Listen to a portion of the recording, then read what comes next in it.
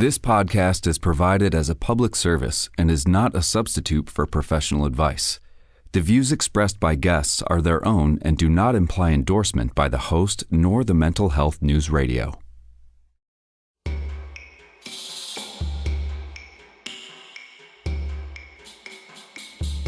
Some say it's a grief like no other, and others is living the marathon.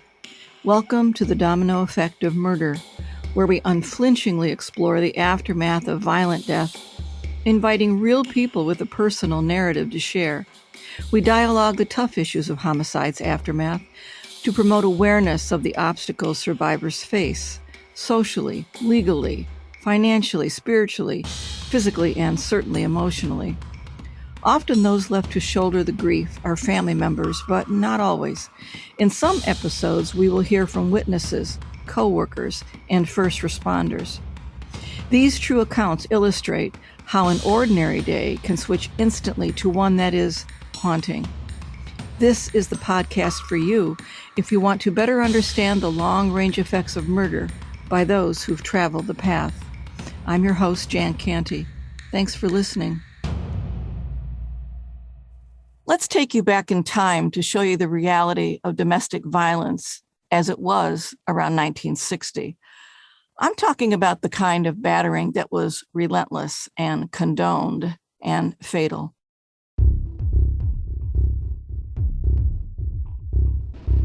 Back in the day, domestic violence was similar to sex trafficking today in that it was largely invisible, regarded as exaggerated on occasion, and when faced with suspicions, neighbors, witnesses, co-workers, clergy, and even law enforcement saw it as someone else's problem.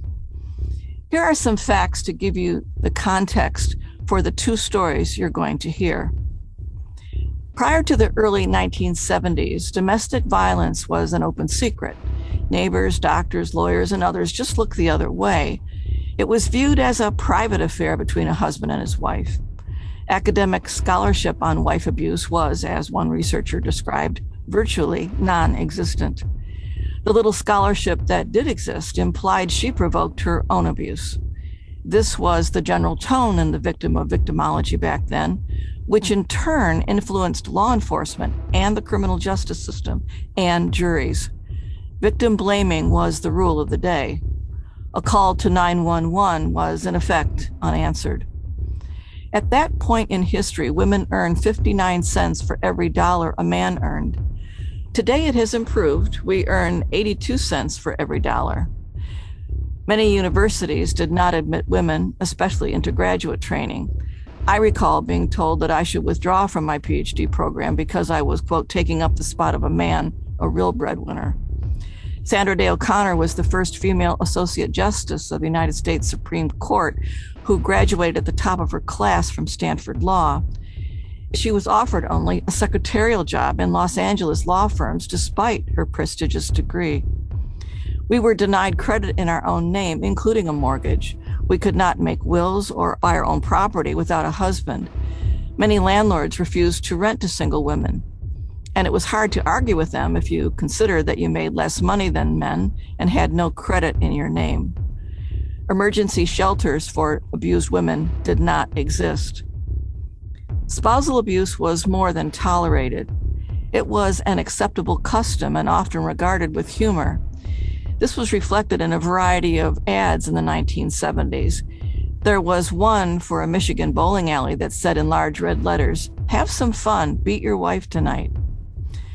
Another shows a man that's standing over a woman in trousers. The ad reads the man's message that women should be chained by brute force, animal magnetism.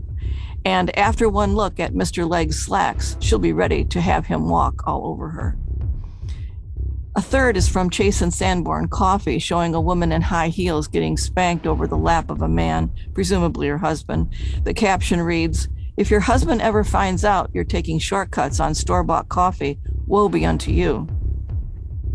So this is the backdrop, the context for this first story. You see, a change was looming. Women felt it was long overdue. It was early in the evening of August 26, 1970, at the corner of 59th and 5th Avenue in New York City. History was about to be made. Women began to gather in Bryant Park. They came from all walks of life. Some were near 80 years old. Others were Black Panthers. There were telephone operators, waitresses, fashion models, nurses in military uniform, and young moms carrying their infants. There was even a few brave men. About 20,000 women eventually assembled. It was a warm, windy summer evening. They began chanting, "Don't iron while the strike is hot." They carried signs urging women to unite. They overflowed police traffic barriers. Bullhorns were brought out, urging women on the sidewalks to come on and join us. The police grew concerned when the women refused to remain in one lane of the road. The march grew louder and the women grew braver.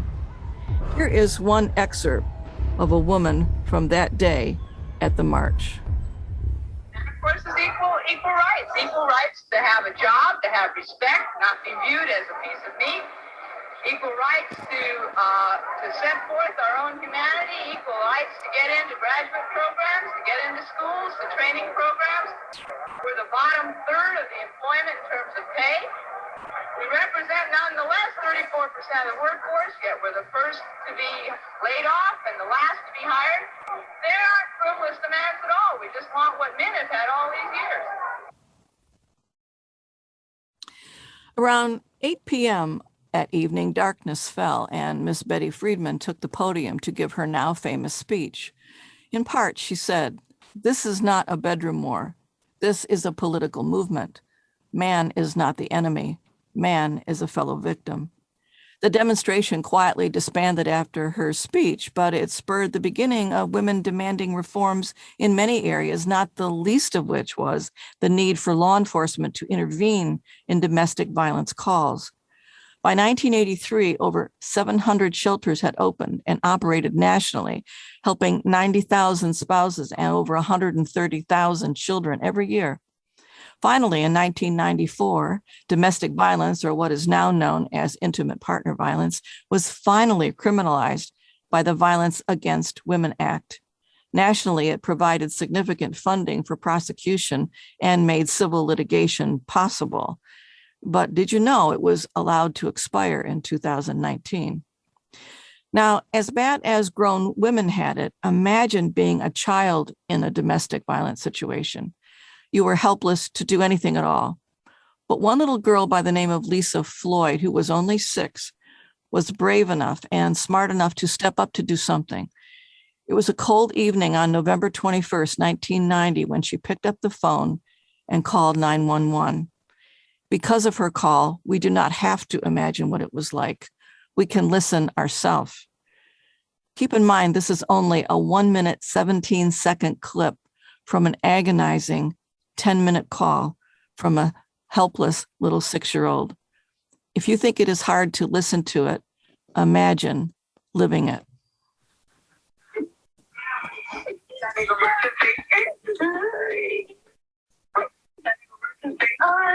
My mommy and daddy right.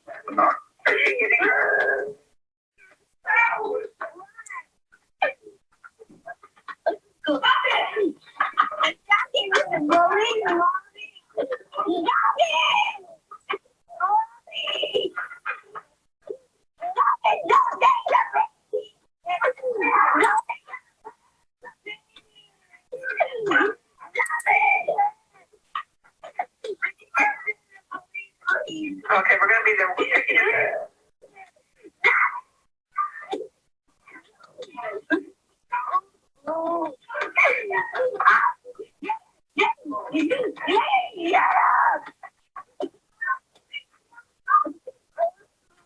Where's your mom?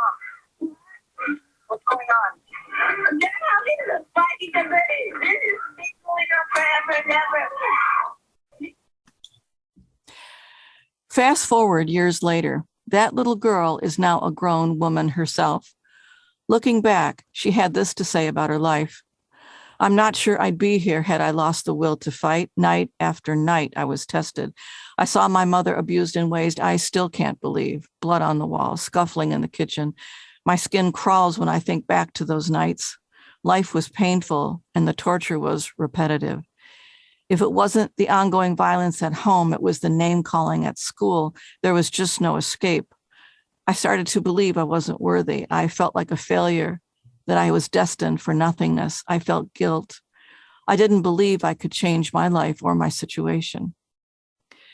Did you know that over 1/3 of women who are murdered by an intimate partner? It is the leading cause of death among pregnant women. Statistics show that the most dangerous place for a woman to be is in her own home, and the most dangerous person she can have around her is her intimate partner. Learn the signs of intimate partner violence. Your daughter or your friend's life may depend on it.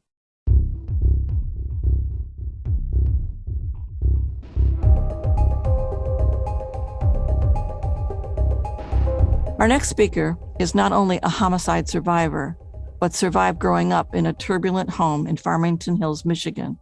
It was much like the household we just heard in that 911 call by 6-year-old Lisa. Alcohol and violence were as commonplace as oxygen under the roof of her beautiful childhood home. Her mother was victimized repeatedly. It shaped her earliest memories. At age 4, she was at her paternal grandparents' home for the weekend. It was winter. On Sunday evening, her parents came for her, and she vividly recalled her mother, Marlene, wearing sunglasses. Even at that tender age, she read the warning signs. She knew her home life was unsafe.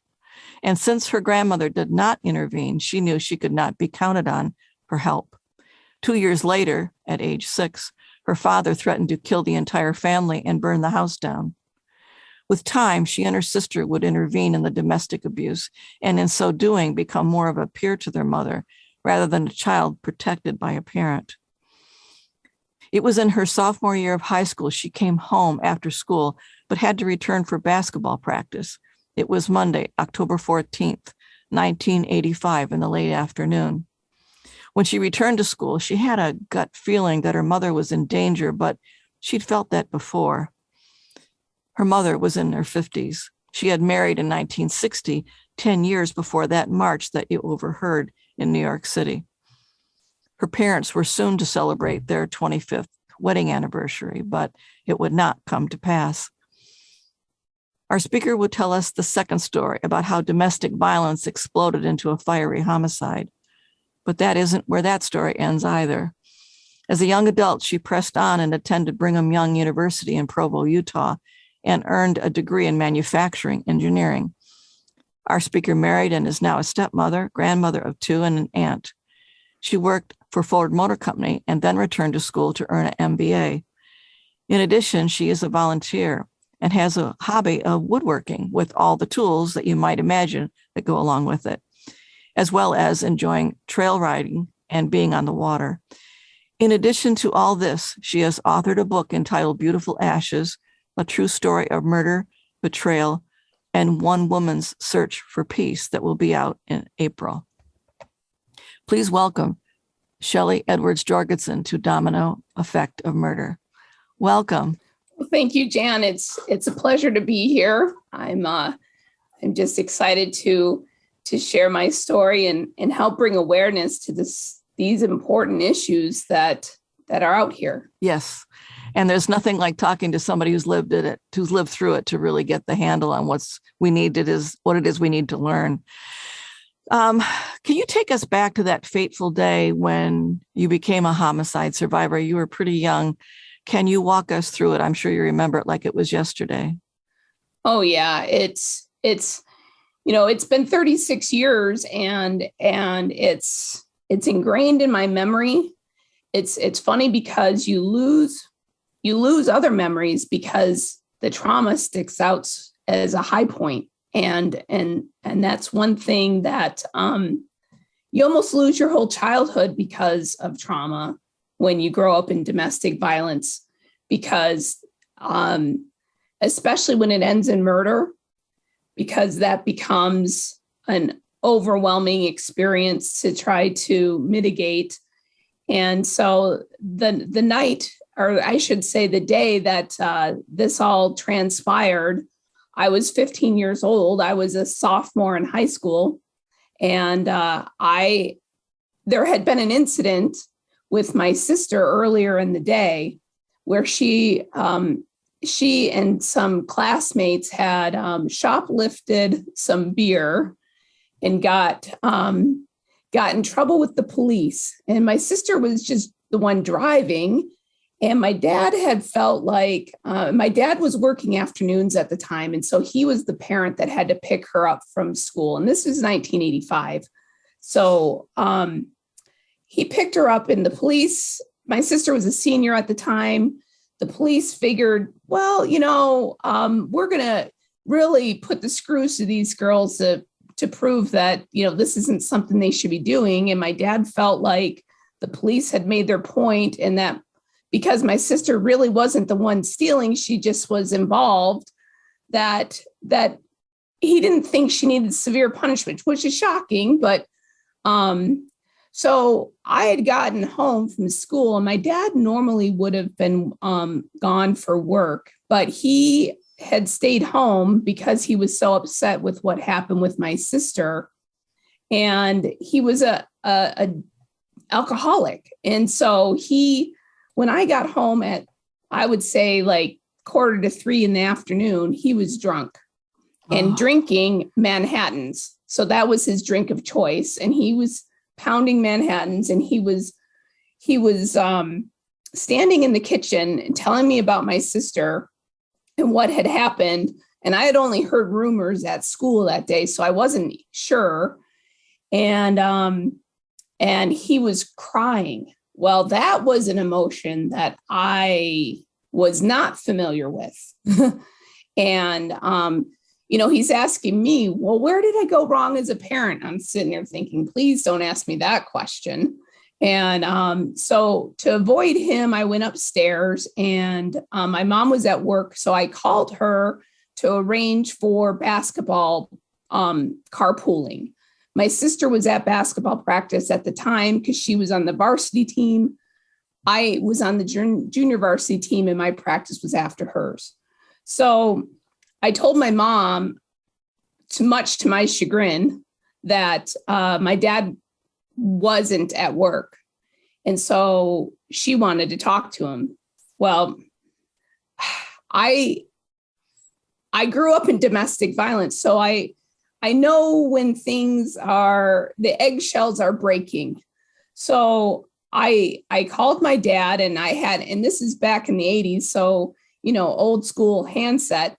I could have listened on the other line, but I didn't. I retreated to a bench in the hallway outside the kitchen where I could listen to my dad's side of the conversation.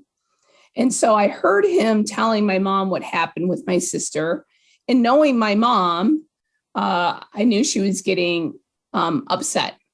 My mom was the kind of person that didn't get violent or angry very often, but she was more of the disciplinarian with me and my sister. And I knew she would want to ground my sister and punish her, but my dad was getting angry that my mother was getting angry. And I'm like, oh no, this is not a good sign. He's drinking, he's drunk, and now he's angry at mom. So mom hung up, and I just waited in the living room waiting for my ride to get there. And my mom I heard the garage door open, and I was like, oh no. My instinct kicked in and said, you need to cause a distraction. I was thinking, where's Lisa? She should be home by now. Our whole life, we heard from my mother, one of these days you aren't going to be here and he's going to kill me. So that's rolling around in your head. I created a distraction, and by saying I needed help with my geometry, and my mom was the one that would help me with math and stuff like that. And so she sat down at the kitchen table with me. We had a we had a very nice upper middle class home, and we had a built-in desk in the kitchen that was right next to the table. My dad was sitting there in a bathrobe, still drinking Manhattans. And so I thought I created this good distraction. And my mom's like, well, if I knew you were still here, I would have taken you to practice. And so I come up with some BS question about the math problem for my geometry test that I had the next day. Next thing you know, my friend's honking in the driveway. I give my mom a kiss on the cheek, say, I love you, and I run out the door. And the next thing you know, 45 minutes later, my neighbor 2 houses down that went to the private high school, her and her mom showed up at the gym to pick me and my sister up from school because there had been a fire at the house. So we got in the car, and Lisa hadn't been home from school, but I had been home from school. So I'm asking questions, and they're like, well, your dad's at our house and your mom's not home from work yet. And I'm like, that's not. So in my gut, and the irony of this is at the same time that I'm asking these questions about, like, how bad is this fire that you're taking us home to? And where are my parents?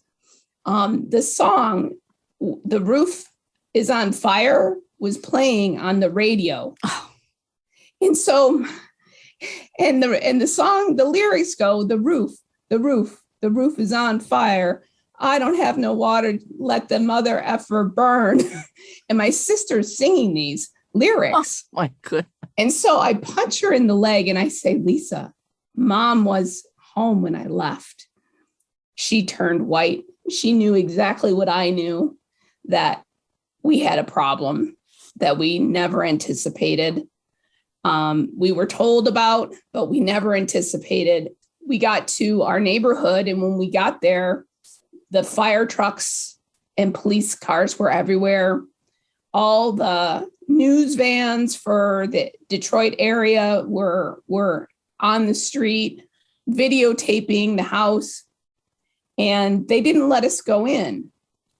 And so I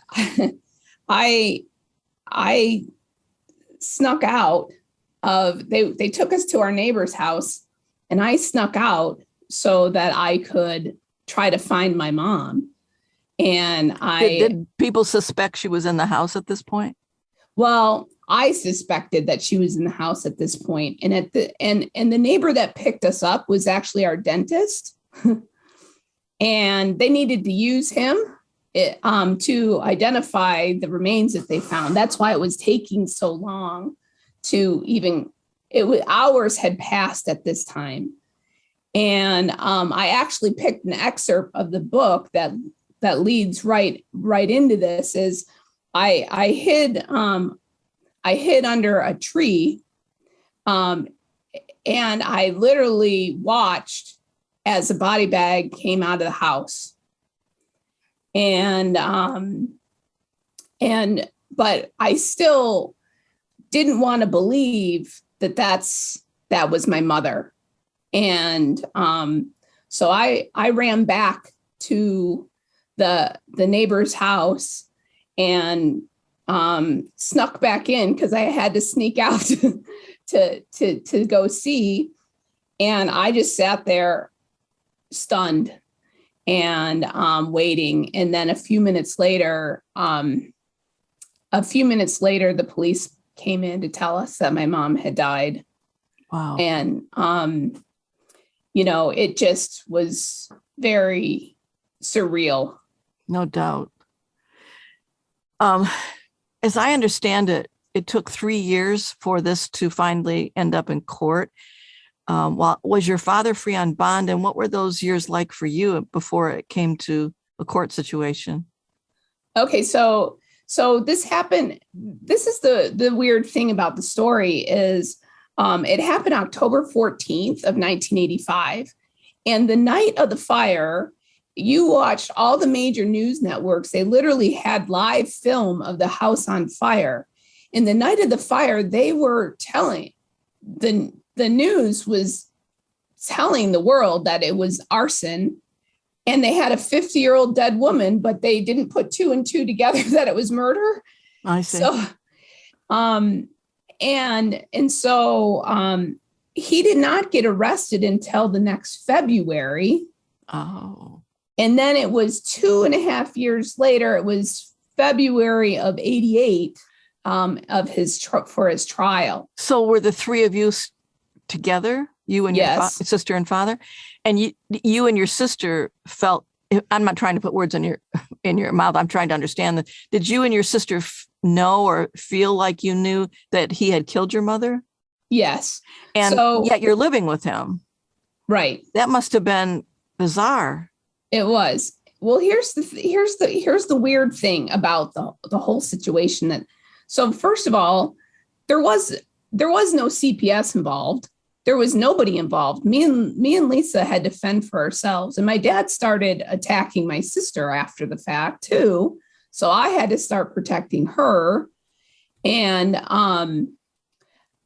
things just got spiraled way out of control. I mean, there's a reason why it's a 400-page book because he, we had to live with him. He was still drinking. He ended up taking an early retirement because he was too embarrassed to go back to work. And he too embarrassed. Yeah, because there was all this news media now falsely accusing him. Oh, he was accused. Okay. Yeah. So he was falsely accused. So he just stayed home drinking all the time. And to make matters worse, so after the fire, we didn't have a place to live. Right. So my dad ended up renting out a house that was my best friend grew up in. It was like a surrogate home to me as a child. And we moved into this house and I could look out my bedroom window and see my burned out house. And then because most of the fire was upstairs, like was on the main floor and in the family room where my dad had spread accelerant and burned my mother's body and all of that. But we had food storage and canned goods in the basement. He literally would send me to the house, this burned out crime scene with crime tape, literally light bulbs stringing on wires. It was like a haunted house. He'd send me in the dark to go get canned goods. And it was horrible. And I had to go repeatedly. Holy smokes. It's beyond insensitive. I don't even have words. I mean, that's just so wrong for so many reasons. Yeah. Wow. So living with him, was it like you and your sister knew and you just avoided him as best you could and hoped that someday the courts would take him out of your life? I mean, how were you coping? It's called denial. When you grow up in an abusive environment, that is your normal. So I can't say that I was actively scared, even though I knew he was, my gut knew that he did it from the beginning. And what ended up happening was in the police, I went to the police station the very next day and I was questioned because I was the last one home. Well, they're questioning me with my dad's attorney sitting in the room. So how honest am I going to be? Right. I'm already trained to keep the secret. And your kid. Yeah, I'm 15 years old and it's a day after my mother died. So what am I going to really tell you? And so they didn't say anything. And my grandmother, my mom's mom and my aunt started working with the prosecution and some friends and people wrote letters. And the police never came back and re-interviewed my sister and I. 2.5 years later, a new prosecutor, no one interviewed us. I finally, my senior year of high school, I extricated myself from the situation because I literally was the only information that I could get about what was going on in my life was reading about it in the newspaper.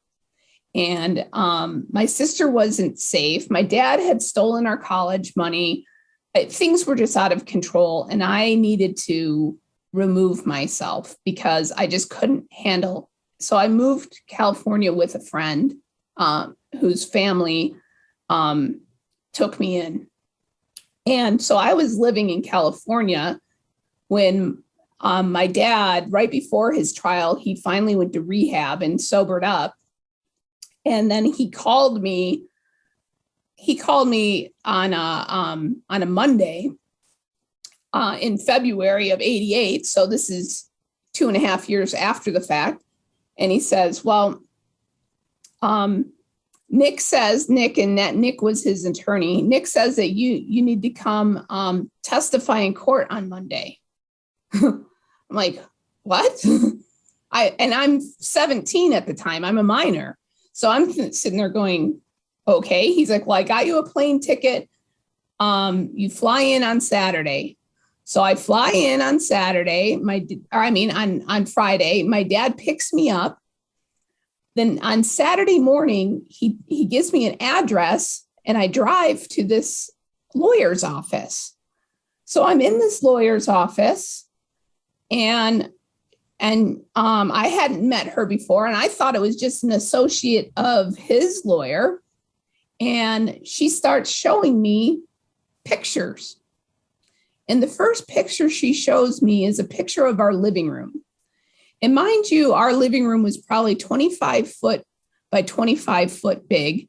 It had a vaulted ceiling that went up 2 stories in a winding staircase that came down through it. So if you came down the staircase, you had a panoramic view of the entire living room. There's no way you wouldn't see it. And right before I left the house, I was sitting in the living room waiting for my friend. So the prosecutor shows me this picture, and there's probably a 3 to 4 foot in diameter rust colored stain in the middle of this carpet in the living room. And she says, Shelley, have you ever seen this stain on this carpet? I said, no. She's like, well, would you have noticed it if it was there? And I said, yes. And she said, well, the night of the fire, the police took this picture as evidence. At some point later, the police went back to take a sample of the stain to see if it was blood or what it was. And the entire carpet was missing because they never secured the crime scene. So this is not his attorney you're talking with. This is the prosecuting. So now I figure out this. I look at her nameplate. It's the prosecutor. And I'm like, oh. Wow. So then she starts showing me other evidence of how my friend that lives at the end of the street was saw my dad leaving 10 minutes before the neighbor saw him come back. So she starts dismantling his story that I have been for 2.5 years trying to convince myself to believe, because I still loved my dad. As hard as that may sound, I still love my dad. I hate what he did. And I hate a lot of the things that he did, but I recognize that he had his own issues that he never resolved. And so I loved my dad. So now I'm in this position where I'm convinced, I know for certainty that my gut instinct for the last 2.5 years was true. And now I'm realizing, holy crap, I have to testify for the prosecution. So I'm like, what am I going to do? So I got done with learning all these facts that I didn't know that really solidified the fact that I knew my dad did this and that his story was total crap. And imagine this, a day filled with indulgence, bursting with excitement, and packed with extraordinary moments that build memories to last a lifetime. A day that is unmistakably yours. At the place that is undeniably spectacular. Whether you're winning big, dining lavishly, or relaxing oh so comfortably, it's your getaway reimagined at Soaring Eagle Casino and Resort. Blue Care Network has top-rated plans to choose from for 2022, and it's easier than ever to switch. Our HMO plans have received 5 stars, Medicare's highest possible star rating, based on quality of care, service, and member satisfaction. Switch to our 5-star plan today and enjoy the benefit of Blue. BC and Advantage are HMO POS and HMO plans with Medicare contracts. Enrollment in BC and Advantage depends on contract renewal. Every year, Medicare evaluates plans based on a 5-star rating system. Star ratings are calculated each year and may change from one year to the next. And so I went to my friends that night because I didn't want to go home. and I talked with them, and then I didn't really tell them what was going on. And even my friends at the time didn't know the whole story. And so the night before I'm testifying at court, I actually had 3 of my girlfriends spend the night with me with my dad. And to this day, we question how my one friend's mom ever let that happen. But It's like, so Monday came and I had to testify for the prosecution, and it was excruciating. And so I knew that with every question they were asking me, I was convicting my father. exactly. And I had to go home with them. So I was petrified. They're asking me questions. When was the first time, or has he ever threatened before? And I'm like, well, and so I tell him the first time I remember my dad threatening to murder us and burn the house down, I was 6 years old. And I told that story. And literally I went through and I told a whole bunch of these stories of him threatening different times when I remember him trying to rip my mom's tongue out or strangle her, or, I mean, the list goes on and on and on. And do you know that the judge ended up, and I didn't find this out until a few years ago when I was researching the microfiche of the transcript of the trial, that the judge threw out half of my testimony because I didn't know that it was July 24th, 1976, when he threatened my life. I just knew that it was the summer of 1976. So because I didn't have a specific date and there was no police reports, this abuse had gone on for 25 years. I mean, 6 months after my parents were married, my dad was dragging my mom down a flight of stairs by her hair naked into the street. And my grandparents knew about that.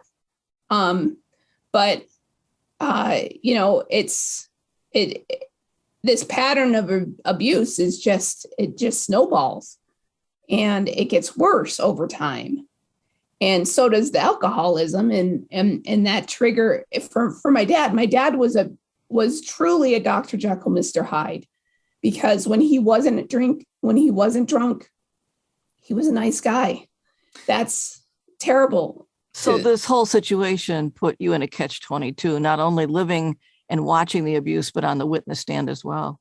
Yes. What ultimately happened at the trial? What was the outcome? So because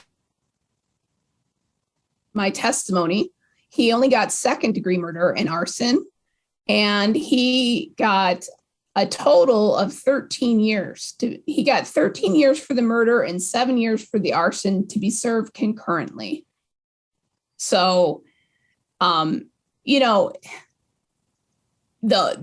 he ended up dying in jail of cancer, which actually was a godsend for my sister and I, because if he ever would have been out, it just would have caused more chaos for us, and probably me, because I'm the one that kind of takes on everything. So it wasn't until my dad died that I was really able to start my healing process. Years and years and years later. Yeah. I was Wow. 27. Wow. So you were basically orphaned at that point, you and your sister. Yes. Wow. I said earlier that it's important to recognize signs of abuse in a marriage or a household. You've been through this. How would you recommend people pay attention? What should they do? What should they listen for? And how should they intervene if they are worried about a friend or a neighbor or a sister that they suspect there's something going on?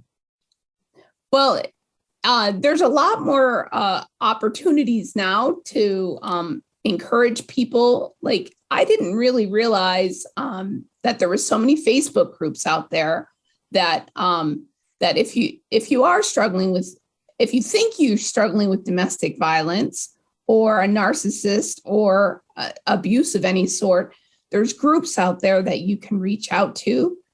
Like, one of the things my mom used to do is wear a lot of scarves, because my dad's favorite thing to do was to choke her. Mm-hmm. She even went as far as she had a neck surgery at one point and had a cervical collar that she would randomly wear to hide the marks.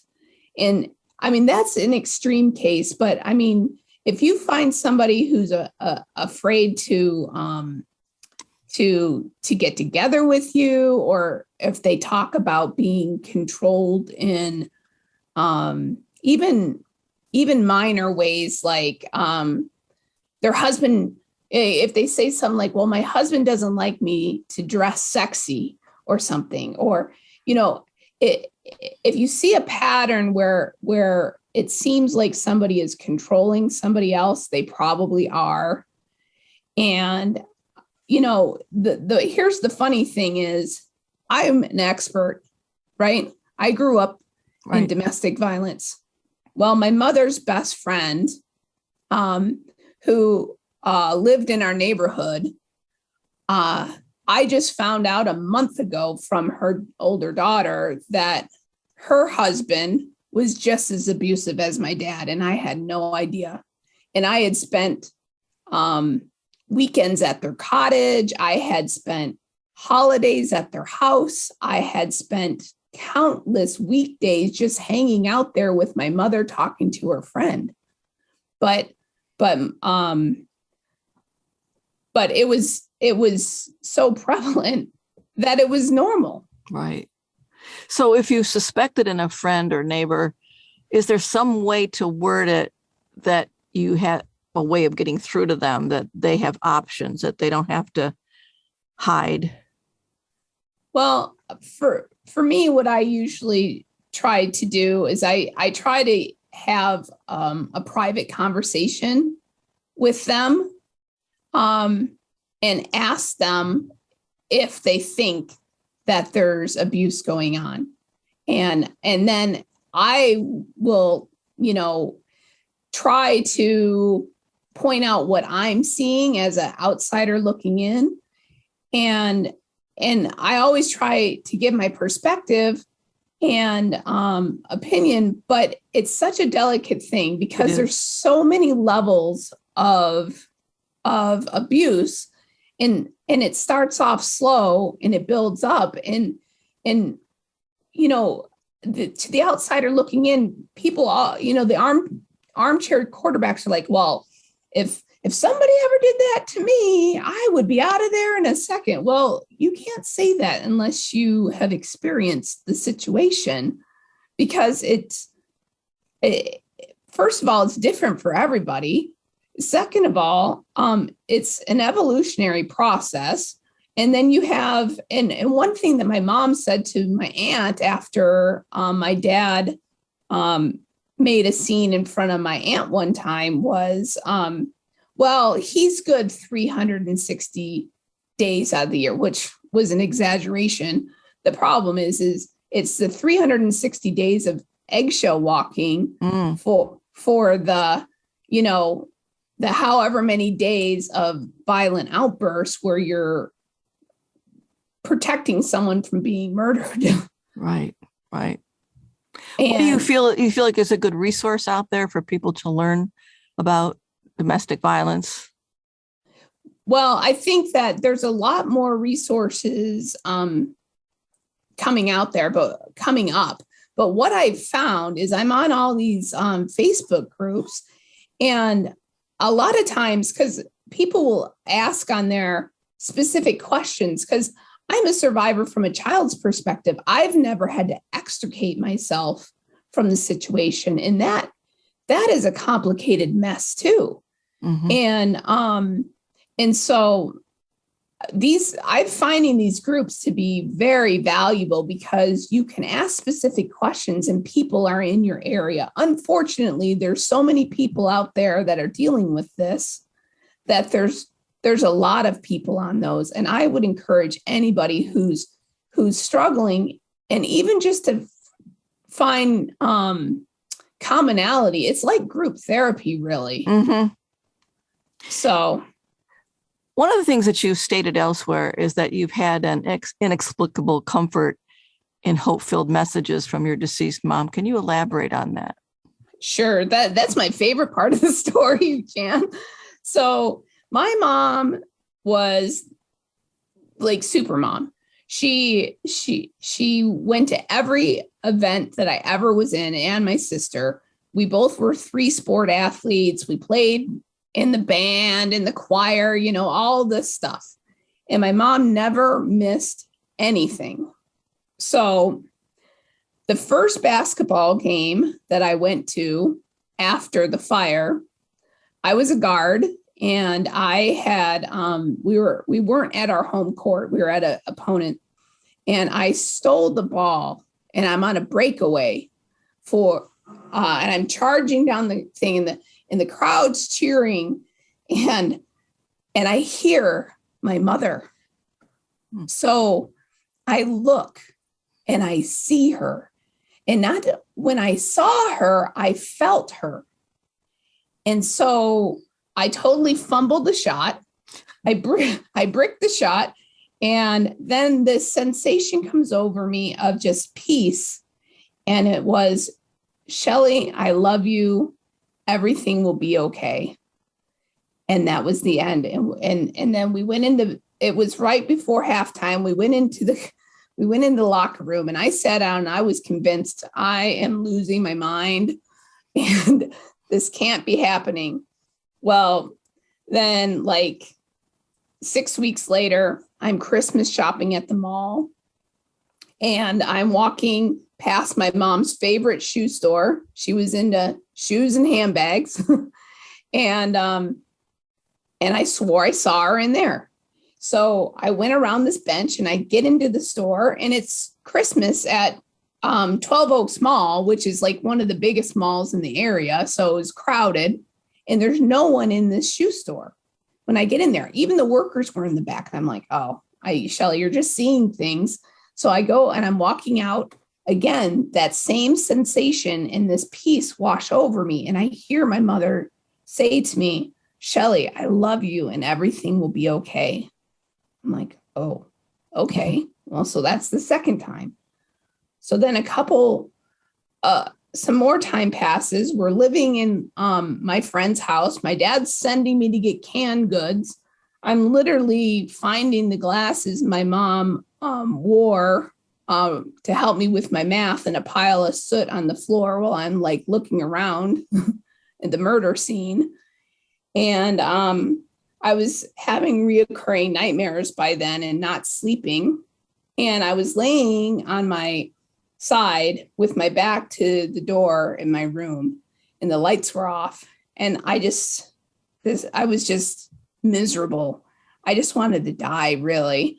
And I just was overwhelmed with grief. This was about a couple months after my mom had passed, and things just weren't getting any better. And I'm laying there, and I have my eyes open, and behind me, my room started to light up.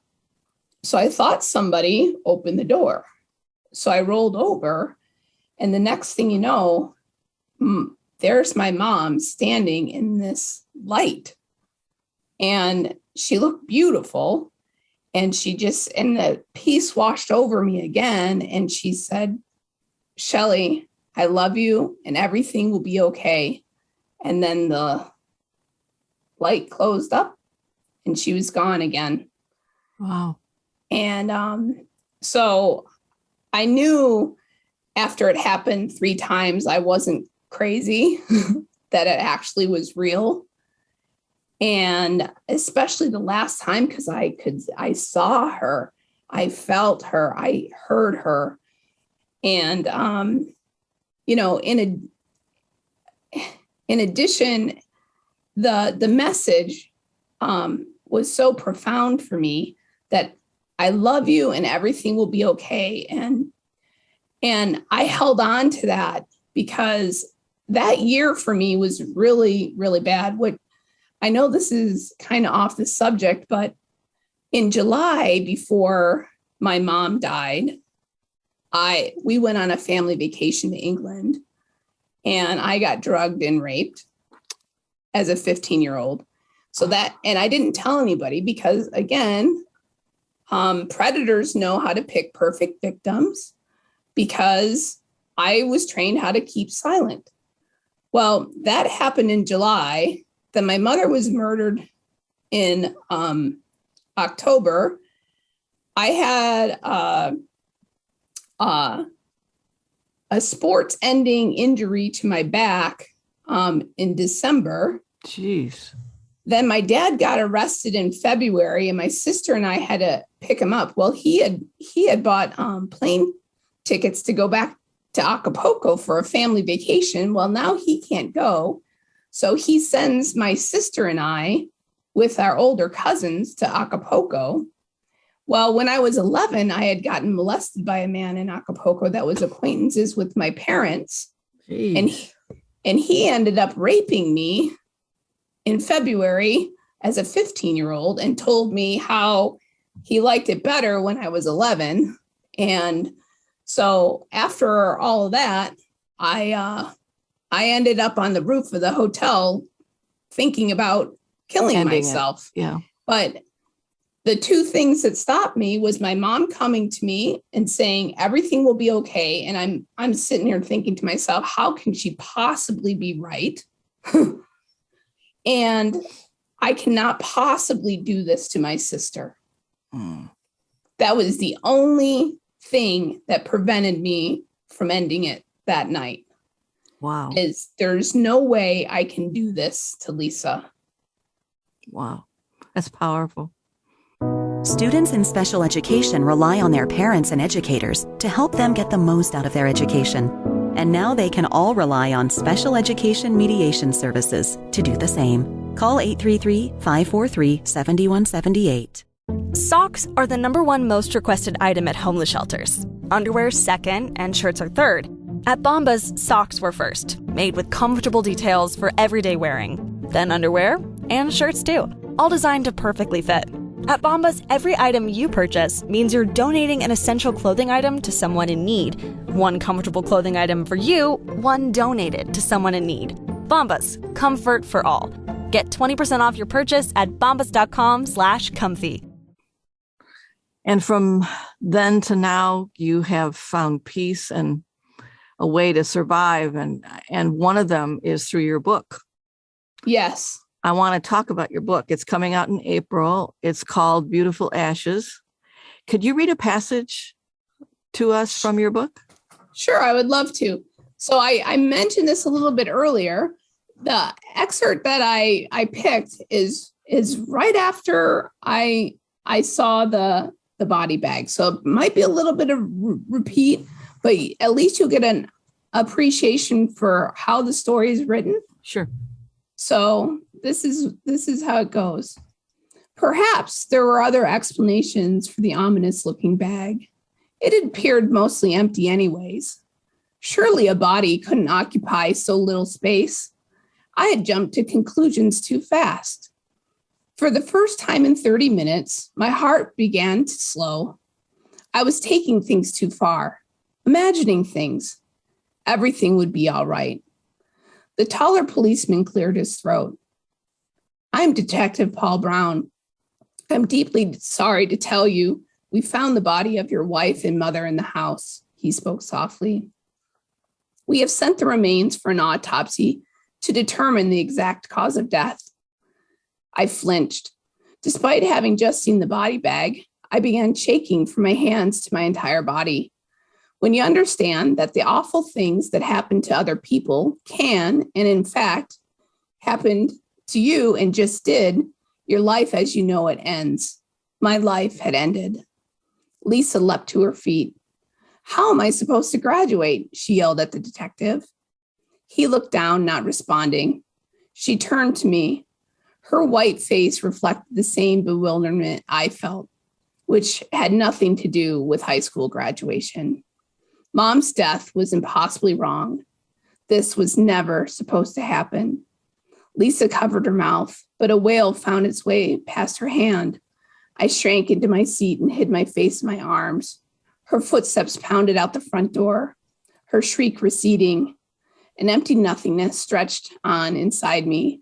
Seconds slid by until the scene from under the tree struck me, crushed me. Gurney wheels rattling on gravel echoed in my ears.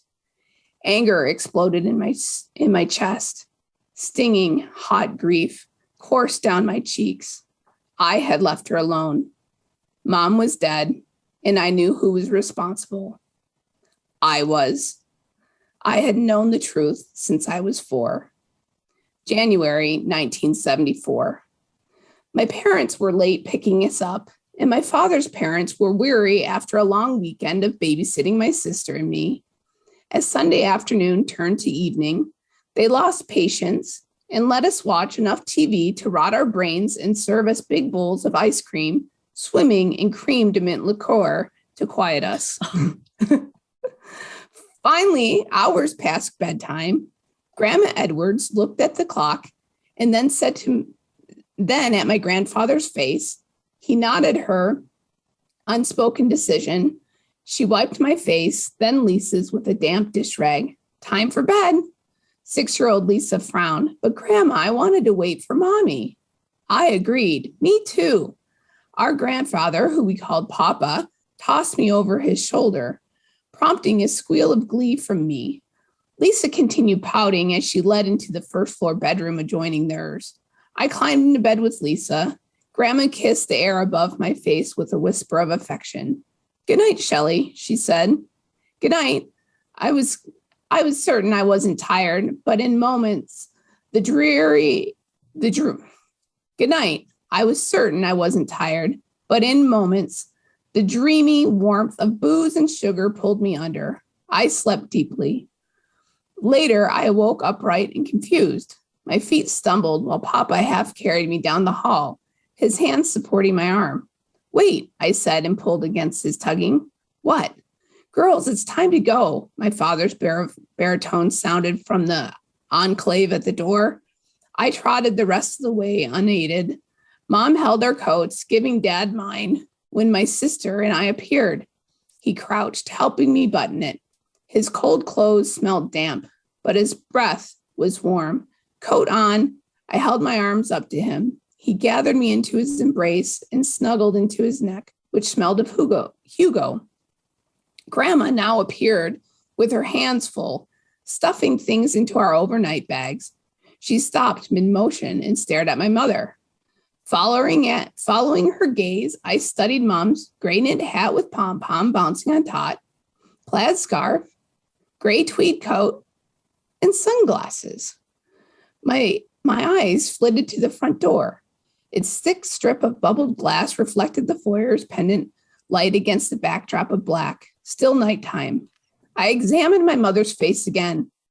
This time I noticed a raised bruise across her cheekbone beneath the wide brown frames. I winced. Whatever had made the purple bump had to hurt a lot. I looked at Lisa. She stood beside Mom, rocking on her feet, watching Grandma. Lisa looked at Dad, then Grandma again. I looked back at Grandma's troubled face. As the youngest, I often felt I missed things, but until that moment, it hadn't seemed too significant. I wanted to understand what made everyone else so uncomfortable about my mother's face.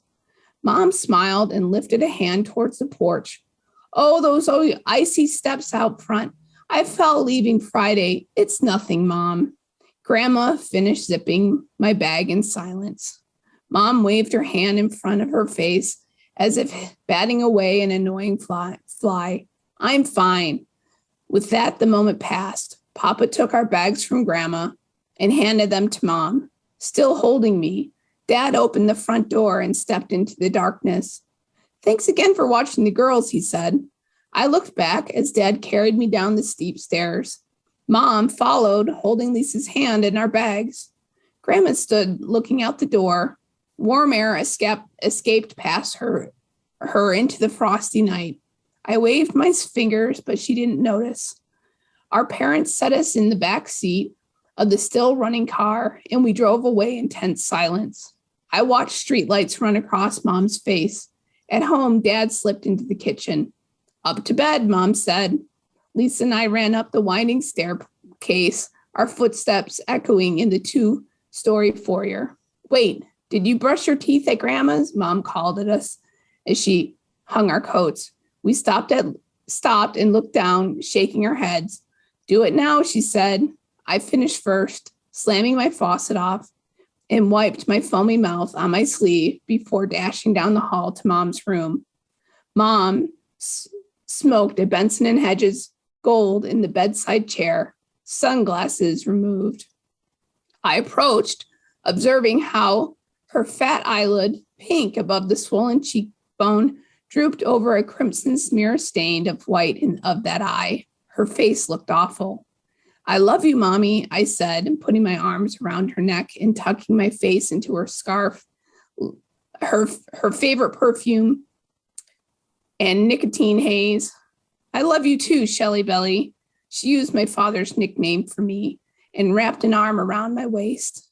I made the first intuitive connection of my life. It altered my world.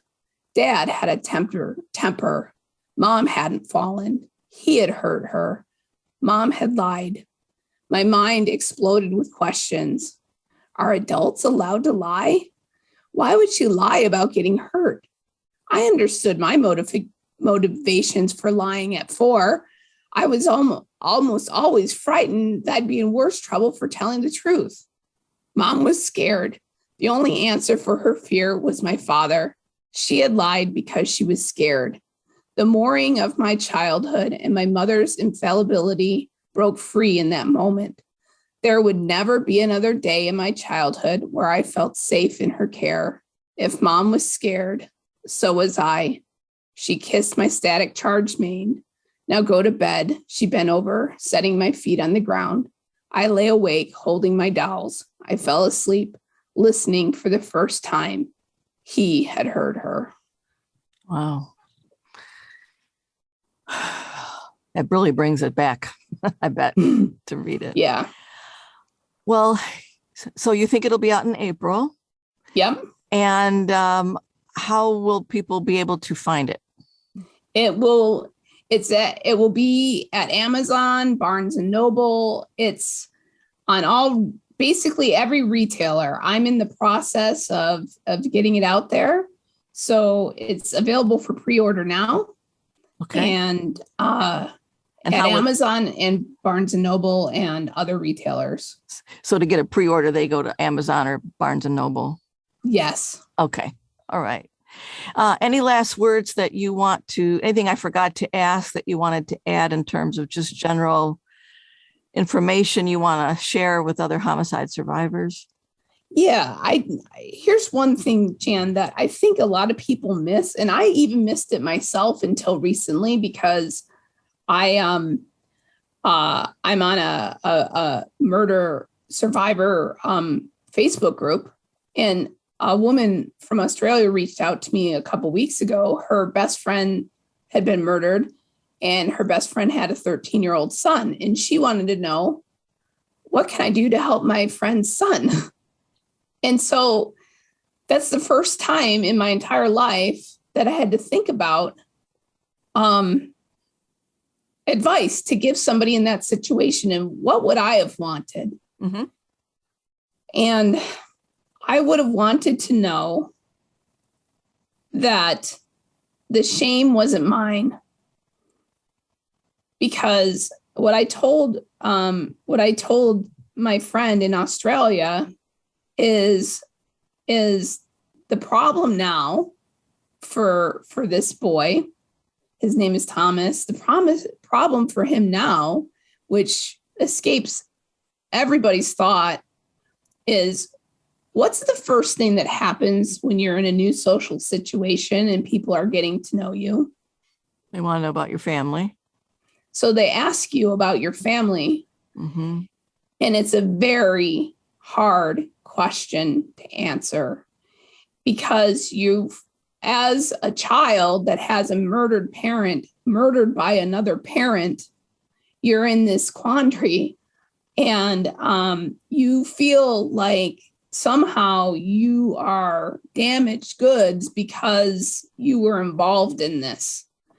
Right, wrong, or indifferent, children are egocentric and everything is about them. Mm-hmm. And so what I found really difficult for me was the shame in social situations. I even had a fear that I wouldn't be able to find somebody that would want to marry me because of what I had been through.